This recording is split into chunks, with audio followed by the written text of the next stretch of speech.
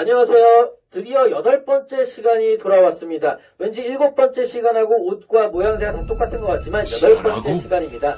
오늘 고조선 이후에 등장한 이 여러 나라들의 특징에 대해서 배워볼 거예요.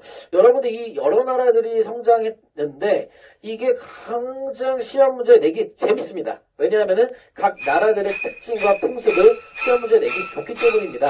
그럼 여러분들 사진과 사료를 통해서 각 나라들의 특징에 대해서 오늘 배워볼 예정입니다. 함께 고조선 멸망 이후 등장한 다양한 나라들, 그리고 그 나라들이 가지고 있는 특징에 대해 알아보겠습니다. 먼지가 날 정도로 웃길 예정이라 엄청 깁니다. 양해 바랍니다. 먼저 여러 나라들이 가지고 있는 공통점부터 알아보러 가시죠. 먼저 오늘의 궁금증 철기와 관련되어 있습니다. 구리와 주석의 합금으로 만들어진 청동기의 단점은 귀하고 단단하지 못해 잘 깨진다고 배웠습니다. 이에 반해 철기의 경우는 청동기보다 쉽게 구할 수 있으며 단단합니다. 그 이유는 청동기보다 더 높은 온도에서 만들어지기 때문입니다. 그래서 권위의 용도로 계급이 높은 사람들인 소수를 위해 존재했던 청동기보다 철기는 대중화, 보급될 수 있었습니다. 교과서 35쪽을 먼저 읽어보고 학습지에 긴 칸을 채워볼까요? 고조선을 배울 때 이만의 직권 부분을 다루긴 했지만 복습 차원이라고 생각해보아요. 중요한 키워드에 동그라미를 쳐보면 좋을 것 같아요. 철기는 사회, 일상생활에서 다양하게 사용되는데 특히 중점적으로 사용된 부분은 농사와 전쟁입니다. 먼저 농사와 관련된 부분부터 알아보러 갈까요? 먼저 철기시대가 오기 전까지 농사는 돌과 나무를 이용한 도구를 사용했습니다. 대표적인 도구로 반달돌칼이 있었었죠. 하지만 철제 농기구를 이용하게 되면서 딱딱한 땅을 깊게 팔 수 있게 됩니다. 깊게 씨를 심을 수 있게 되므로 비, 바람 등 자연적인 문제로 부터 더 안전하게 자랄 수 있기에 생산력이 수배 이상 증가합니다. 다음으로 전쟁입니다. 청동검은 직접 전쟁 도구로 사용되기보다는 지휘관 용도로 사용되었습니다. 하지만 철로 만든 무기는 청동검에 비해 강력한 모습을 보여주면서 실제적인 전쟁 무기로 사용됩니다. 전쟁과 정복이 빈번하게 일어나면서 승자와 패자의 격차는 심해지고 승자는 국가를 만들기에 이릅니다. 이전 고조선에서 살펴본 것을 생각해보면 철기가 보급되기 전의 고조선과 철기가 보급된 이후의 고조선은 거의 다른 나라라고 보아도 될 정도입니다. 그래서 철제 농기구와 철제 무기는 이전 시대의 변화보다 더 큰 변화를 불러왔습니다. 그럼 사진을 통해 철기시대 모습을 알아보러 가시죠. 앞서 언급했던 철제 무기와 철제 농기구입니다. 앞서 살짝 다루었지만 부가적으로 설명하자면 고온에서 만들어진 철로 만들어진 검은 그 날카로움을 이용해 빼는 용도로 바뀌게 됩니다. 왼쪽의 사진들을 보시면 철제 무기가 나와 있는데 시간이 오래되어 녹슨 모습을 볼 수가 있네요. 다음으로 철제 농기구는 청동기 시대까지 사용하던 반달 돌칼에 비해 노동량을 줄이는 데 영향을 주었습니다. 반달 돌칼은 한 번에 하나의 곡식을 딴다면 철제 농기구의 대표적인 낫은 한 번에 여러 곡식을 따기 때문에 노동량을 줄이고 동시에 생산력을 키우는 데 긍정적인 영향을 주었습니다. 다음으로 무덤입니다. 청동기 시대의 대표적인 무덤에는 어떤 것이 있었죠? 여러분들의 목소리가 교무실까지 들리는군요. 하하하. 철기 시대의 대표적인 무덤은 바로 항아리 모양의 동무덤입니다.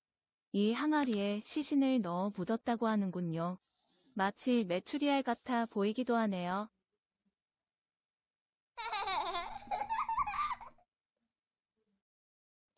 이러한 철기를 바탕으로 여러 나라들이 탄생하게 됩니다. 고조선의 후예라고 할 수 있어요. 오늘은 그 나라들의 특징을 알아볼 건데 먼저 교과서 36쪽을 참고하여 나라 이름을 적어봅시다. 다 적으셨나요? 아는 나라도 있고 처음 듣는 나라도 있겠죠? 북쪽부터 기역의 부여 그리고 니은의 고구려 디귿은 옥저 리을은 동의 미음은 마한 비읍은 지난 시옷은 변환입니다. 지도 왼쪽에 우후죽순이라고 적혀 있습니다. 우후죽순 어디서 많이 들어보시지 않았나요? 한꺼번에 여러 가지가 많이 생겼다라는 뜻입니다. 그 정도로 한반도와 만주 일대에 많은 나라가 생겨났다는 것을 비유적으로 표현하였습니다. 일반적으로 북쪽에 있는 부여부터 남쪽으로 가면서 나라가 차례차례 생겼다고 알려져 있습니다. 앞서 이야기했지만 이 모든 나라들은 철기 문화를 기본적으로 바탕으로 성장한 나라들입니다. 먼저 가장 북쪽에 있으면서 가장 먼저 생겨난 나라라고 알려진 부여에 대해 알아보러 가시죠.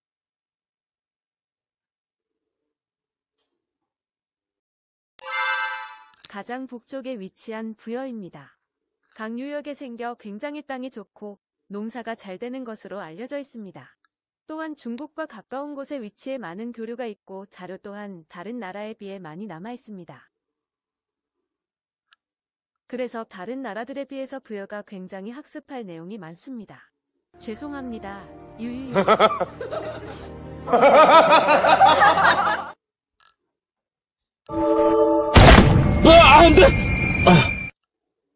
교과서 35쪽과 36쪽을 읽어보면서 부여의 핵심 내용을 읽어보고 중요 단어에 동그라미를 쳐보는 활동을 해보고 설명을 들어볼까요? 그럼 다 읽고 빈칸을 채워보고 만나도록 합시다. 부여는 만주 승하강 유역의 넓은 평야지대를 중심으로 성장하였습니다. 좋은 기반을 통해 농경과 가축을 기르는 목축이 발달한 나라입니다. 우리나라를 백의 민족이라 부르죠? 여기서부터 시작일까요? 흰옷을 즐겨 입었다고 기록이 남아 있습니다. 높은 사람이 죽으면 그 사람의 부하와 가족들을 함께 묻는 순장이라는 풍습이 있었고 농사 등 국가의 활동이 잘 되기 기원하는 제천 행사 연고가 있었습니다. 지금부터는 조금 세부적으로 알아볼게요. 정치제도와 관련된 네 줄짜리 글을 읽어보고 핵심 문장을 밑줄을 쳐보겠습니다. 다 중요하다고 볼 수도 있지만 첫 번째 줄에 왕이 있다라는 점과 마지막 줄에 왕을 바꾸어야 한다고 하거나 죽여야 한다고 하였다라는 부분이 핵심입니다. 우리가 고려만은 엄청난 권력의 왕이 아니라 눈치를 본다고 할까요? 고려나 조선시대의 왕보다 권력이 약함을 보여주는 사료가 되겠습니다. 다음으로 두 번째 줄에 제가라는 관직을 가진 사람들이 있습니다. 그들은 서출도라는 지역을 다스린다고 되어 있습니다. 그림을 보시면 왕은 군장과 뗄래야 뗄 수 없는 관계로 연결되어 있습니다. 이것이 의미하는 바가 무엇일까요? 왕은 군장들의 도움 혹은 연합 속에서 나라를 세웠다라는 점입니다. 그렇기 때문에 부하의 왕이 바뀌거나 죽어야 한다라는 말이 이해가 갑니다. 왕이 잘못하면 무서워라! 지 않고 실력 행세를 한다는 것입니다. 왕심으로. 이것을 부여에 적용시켜 보도록 합시다. 다음 사진을 보시죠. 마가우가 저가 국가라는 사출도를 다스리는 관리들이 왕과 연결되어 있습니다. 그래서 왕은 항상 제가들의 눈치를 볼 수밖에 없는 상황이었을 것입니다. 그래서 왕은 무언가의 정책을 추진할 때도 항상 제가들의 의견을 무시할 수 없었을 것입니다. 그런데 여기서 재미있는 사실은 마가는 말, 우가는 소, 저가는 돼지, 구가는 개를 의미합니다. 네 가지의 공통점은 무엇인가요? 그렇죠. 동물입니다. 이 지역은 처음에 얘기했듯이 목축산업이 발달되어 있어 관직 이름에도 동물 이름이 반영되어 있었습니다. 이런 모습을 반영한 것이 명절기에는 도개걸 윤모가 있는 윷놀이의 시작이라고 합니다. 갑자기 윷놀이 분위기군요. 다음으로 부여의 풍속에 대해 알아봅시다. 사람이 죽으면 얼음을 넣는다는군요. 신기하네요. 사람이 죽으면 사람을 죽여서 순장을 하는데 많은 때는 100명가량이 된대요. 굉장히 무섭지 않나요? 높은 권력자가 죽으면 사후세계에도 그 사람을 모셔야 된다는 믿음하에 모시던 노비나 가족, 관리를 함께 묻었다고 합니다. 이를 순장이라고 합니다. 굉장히 비상식적이라고 할 수 있습니다. 여러분의 생각은 어떠한가요? 다음 나번글을 읽어봅시다. 호민이 있고 하오가 있는데 하오는 노복이라고 하네요. 노복은 노비를 의미합니다. 그 다음 내용들은 고조선의 8조법의 내용과 어느 정도 비슷함을 보이고 있습니다. 이 당시 나라들의 법이 거의 비슷했고 조금씩 수정된 거구나 라고 생각해도 좋을 것 같습니다. 그래서 신분제도가 있었으며 생명재산을 보호하는 법이 있었다라는 것으로 정리해 주시면 될 것 같아요. 부여의 마지막으로 12월에 하는 제천 행사 연고입니다. 죄수까지 풀어줄 정도로 전 국민이 즐기는 파티인 것 같아요. 농사가 마무리된 이후로 보아 추수감사제 정도로 보면 될 것 같아요.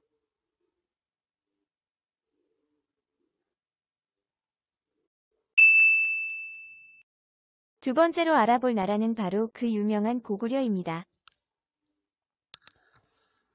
고구려는 부여보다 남쪽 지금의 한반도와 중국의 경계선에 위치하고 있는 나라입니다. 강하고 용맹하다라는 이미지가 박혀있는 고구려 왜 그럴까요? 알아보러 가시죠. 먼저 교과서 35쪽과 36쪽을 읽고 핵심 단어에 동그라미를 쳐봅시다. 그리고 학습지의 빈칸을 채워보고 선생님과 함께 알아볼까요? 고구려는 부여보다 늦게 만들어졌다고 했었죠? 부여의 이주민 세력이 압록강 유역에 세운 나라가 바로 고구려입니다. 고구려의 출발은 부여인 것이죠. 고구려가 위치한 압록강 유역은 지리적 환경 참 애매합니다. 산이 험난한 지형이라 적들의 침입으로 방어하기는 좋지만 먹고 살기에는 좋지 않았습니다. 농사가 쉽지 않았던 고구려 사람들은 말을 타고 사냥하는데 굉장히 익숙해져 있었습니다. 그러면서 활쏘기를 잘하였으며 정복전쟁으로 약탈하는 습관이 들어있었습니다. 제천 행사로는 동맹 그리고 결혼제도로 서옥제가 있었습니다. 그럼 하나하나 자세히 알아보시죠. 다음 고구려의 건국신화를 읽어보고 주목해야 할 점을 찾아볼까요? 잠시 멈추었다가 다 읽고 생각한 후에 이어서 학습해요. 자, 어떤 점이 있을까요? 먼저 주몽은 하늘의 신과 물의 신과 연관이 있을 정도로 그리고 아래 태어났을 정도로 굉장히 신성시되는 인물입니다. 이러한 신화의 모습은 단군 신화에서도 보았듯이 거의 필수 코스라고 할 수 있습니다. 다음으로 활쏘기를 잘했다는 글이 언급되었을 정도로 활쏘기에 대한 자긍심이 반영된 것으로 보이죠? 또한 금화왕은 부여의 왕입니다. 주몽은 부여에서 곧 탈출하여 나라를 만들었으므로 고구려는 부여의 이주민이 세웠다라는 점을 알 수 있습니다. 이렇게 신화를 통해 그 나라의 특징을 알 수 있는 점을 단군 신화에 이어 알아보았습니다. 다음으로 고구려의 결혼 풍습 서옥제 혹은 대릴 사위제입니다. 여성의 집에 서옥을 짓고 이곳에 남성을 머무르게 한다. 여성이 아이를 가지면 남성은 집으로 돌아간다. 아이를 낳으면 여자는 남자의 집으로 가는 제도입니다. 아마 부족한 노동력을 확보하기 위해 그랬을 것으로 추정합니다. 다음으로 한반도 동북부 지역에 위치하였던 옥저와 동해입니다. 바닷가 근처에 위치하고 있습니다. 두 나라는 다른 나라에 비해 들어본 정도가 아마 적을 것입니다. 먼저 교과서 35쪽과 36쪽을 읽고 중요 키워드에 동그라미를 쳐봅시다. 그런 이후에 학습지에 빈칸을 채우도록 합시다.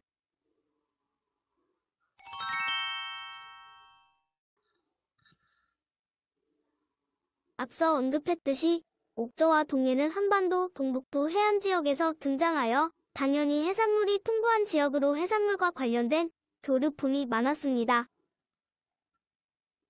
옥저는 가족 공동 무덤이라는 특히 장례 풍습이 있었습니다. 또한 고구려의 서옥제와는 반대로 여자가 남자 집에서 먼저 사는 시스템인 인며느리제가 있었습니다. 동해에서는 부족마다 경계선을 긋고 침범하지 못하게 하는 책화라는 풍습이 있었으며 제천 행사로 무천이 있었습니다.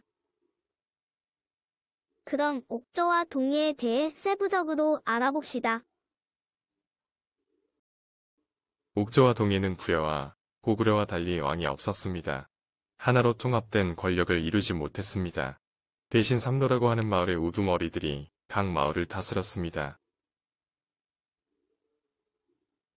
그래서 하나의 나라긴 했지만 세부적으로 들여다보면 마을들의 끈끈하지 않은 애매한 연합이라고 보시면 됩니다.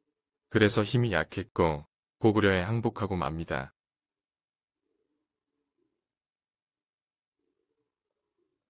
가방 같은 경우 가족 공동 무덤의 방식이 있는 옥저의 풍습입니다.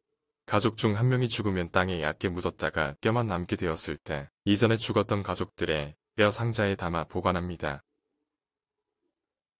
가족들의 뼈를 함께 보관하는 것이 옥저만의 전통적인 특징인 것으로 보입니다.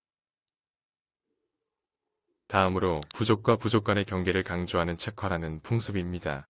동해의 풍습입니다. 초딩 때 짝과 책상에 금 긋고 넘어오지마 놀이를 해본 적이 있나요? 그리고 넘어오면 물건이 가져오거나 신체가 넘어오면 장난을 치는 편. 거의 그것과 일맥상통합니다. 부족 간의 다툼을 최대한 피하기 위해 이러한 제도를 만들었다고 보고 있습니다. 하나의 권력으로 부족을 통합하지 못한 동해라는 나라에서 이러한 풍습이 남아있는 것은 어찌 보면 당연하다고 볼 수 있겠습니다. 마지막으로 알아볼 나라는 사만입니다. 한반도 남부 지역에 위치하였으며 고조선이 존재했던 시기 진국의 후예라고 볼 수 있습니다. 마한진한 변환의 특징이 거의 비슷하여 묶어서 보통 설명합니다. 교과서 35쪽부터 37쪽까지를 읽어보면서 사만의 내용을 숙지해보고 핵심 키워드에 동그라미 치기 잊지 마시고 학습지에 빈칸을 채우고 만납시다. 사만은 한반도 남부 지역에 위치한 마한 진한 변환을 합쳐서 부른 나라입니다. 마한 진한 변환 모두 합쳐 70개 정도가 되는 나라가 있었다고 합니다.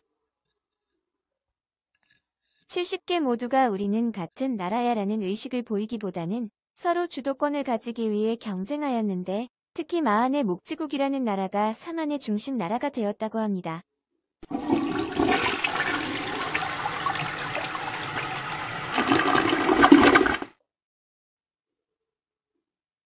다음으로 사만은 정치를 담당하는 왕, 군장이 있었습니다. 하지만 다른 나라와는 다르게 정치와는 별개로 종교, 제사를 담당하는 청군이 따로 있었습니다. 즉, 정치를 담당하는 지역과 종교를 담당하는 지역이 별도로 있었다는 것이죠. 종교를 담당하는 지역은 소도라고 하는데 정치를 담당하는 지역에서 문제가 있는 사람이 소도로 피신해도 잡을 수가 없었습니다. 그 이유는 종교와 제사를 담당하기에 신성시되는 지역이기 때문입니다. 이 소도와 관련되어 현재까지 남아있는 것이 시골에 가면 가끔 볼 수 있는 솥대입니다. 농가에서 새해의 풍년을 바라는 뜻에서 벽실을 주머니에 넣어 장대에 높이 달아매거나 마을 입구에 세워 마을을 지켜준다는 의미를 담고 있습니다. 사만 지역은 따뜻한 기후를 바탕으로 빠르게 벼농사가 시작됩니다. 북쪽의 나라들보다 안정된 삶을 살 수 있었을 것입니다. 제천 행사도 1년에 2번 있습니다. 5월과 10월에 하는데 5월제, 10월제라 불립니다. 또한 변환 지역은 철이 많이 생산되어 철을 수출하고 화폐처럼 이용하였는데 중국에서 낙랑군 그리고 변안 그리고 일본으로 이어지는 교역 루트를 만들었습니다. 이러한 사만, 마한 진안 변화는 훗날 삼국시대의 대표적인 나라들로 통합되어 갑니다. 마한은 백제 그리고 변화는 가야 그리고 진안은 신라로 통합되어 발전해 나가기 시작합니다. 여기까지 초기 국가들의 다양한 특징이었습니다. 지도를 통해 정리해볼까요? 정치 파트입니다.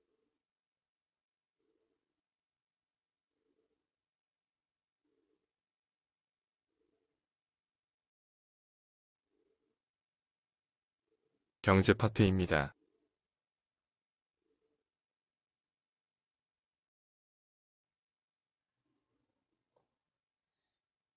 사회 파트입니다.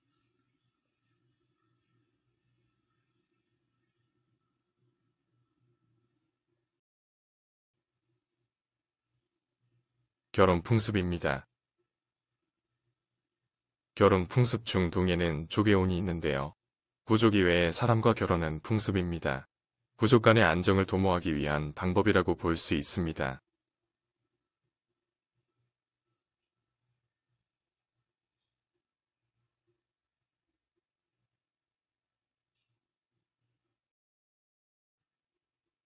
제천 행사입니다.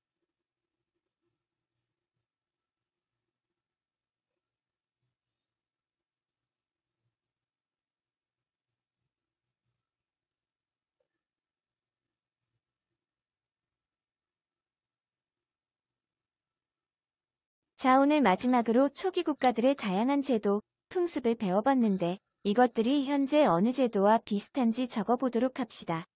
여러분들이 먼저 적어보고 선생님이 적은 내용과 비교해보는 것도 재밌겠죠.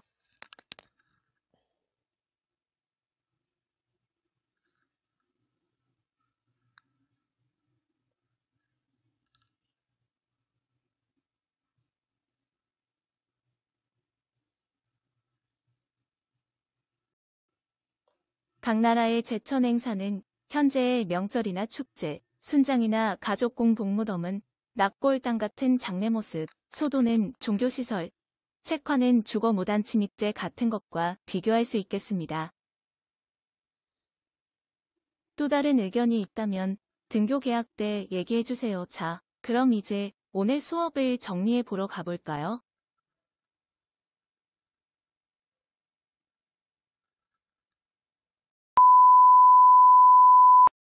자, 여러분들 드디어 8번째 시간을 마쳤습니다. 자, 여러분들 이전 시간보다 굉장히 그 나라들도 많이 배우고요. 그 나라의 특징을 대입시키는데 좀 어려움이 있었을 겁니다. 하지만 여러분들 비주얼 싱킹이라고 하는 과제가 오늘 올라갈 거예요. 그 비주얼 싱킹을 해보면서 이 부여, 옥저, 동해, 고구려, 사만 이런 다양한 나라들이 어떤 풍습을 가지고 있는가 혹은 그 나라만의 특징이 무엇이 있는가 그림으로 한번 나타내 보면서요. 여러분들 정리 한번 해봤으면 좋겠습니다. 그런 다음에 이 여러 나라들 중에서 이제 세 가지 나라로 합쳐지거든요. 그 시대를 뭐라고 할까요? 바로 삼국시대라고 하지 않습니까? 그 삼국시대 중에서 고구려의 성장 과정에 대해서 다음 시간에 배워볼 예정입니다. 자, 다음 시간에 만나요.